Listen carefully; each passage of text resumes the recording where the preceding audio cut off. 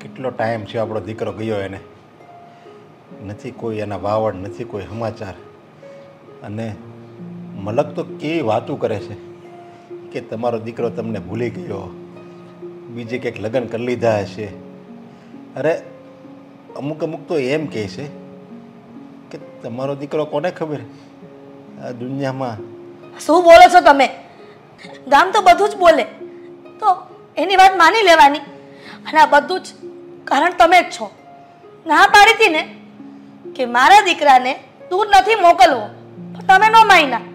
ત્યારે તમે નસકો બંને એક જ વાત લઈને બેઠા હતા કે શહેરમાં જાવું, શહેરમાં જાવું. મોકલી દીધો બીજા શહેરમાં. તારી વાત સાચી છે, મને અત્યારે પસ્તાવો થાય છે, પણ આપણે આજકાલ કાંઈ નથી ખબર પડતી હોય. હવે તો એ તમારે જોવાનું ને, તમને હરખ હતો. પણ જો અત્યારે હું દુઃખી છું ને મને મારા દીકરાની યાદ આવે છે, તો મને મારા દીકરાની યાદ નહીં આવતી હોય કે તમને એકને જ આવે છે? મને ખબર છે મારી ભૂલ જ હતી, એને નહોતો જવા દેવો, પણ હું તો એના સારા ભવિષ્ય માટે આ બધું કરવા ગયો હતો. બસ અમુક દુનિયામાં માવતર આવું જ વિચારે છે કે આપણે આપણું ભવિષ્ય બગાડ્યું છે તો દીકરાઓનું ભવિષ્ય સુધારીએ, એટલે આ દેશમાંથી બીજા દેશમાં, આ શહેરમાંથી બીજા શહેરમાં મોકલે છે. પણ એવું નથી વિચારતા કે બધા છોકરાઓના નસીબ એક સરખા નથી હોતા. પણ એ તો આપણે બહાર મોકલવી તો ખબર પડે ને આપણા કે આપણા દીકરા પ્રગતિ કરશે, એનું નસીબ કેવું છે. હવે જો આયા ને આયા રહે ઘરમાં ને ઘરમાં તો કેમ ખબર પડે? હારા અને નરહાની પારખા તો જ થાય.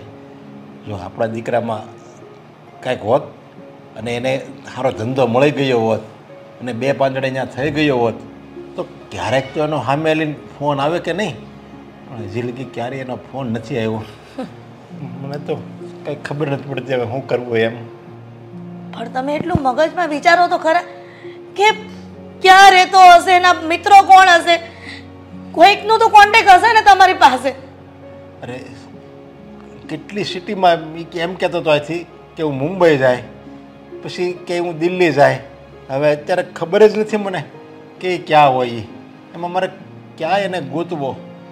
આપણા ગામના કેટલા ગયા છે મુંબઈ, બધા એને પૂછ્યું છતાંય કાંઈ કોઈએ ભાળ નથી આપી મને. આપણા હાથના આ કુવાડા હાથે જ પગમાં મારે ને તો આપણને જ દુઃખ થાય, બીજાને ન થાય.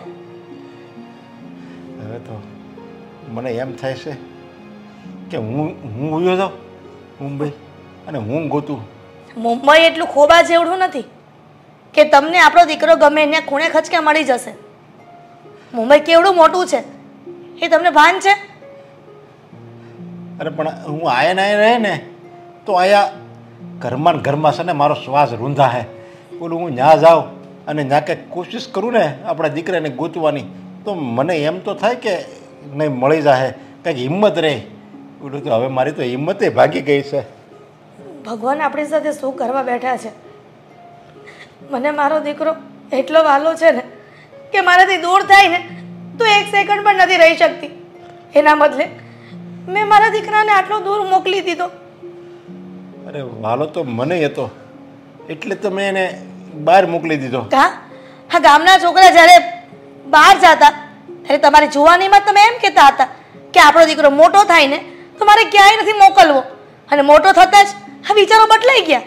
તમે ગામને સલાહ આપતા હતા કે પોતાના દીકરાને પોતાનાથી અળગો ન કરાય.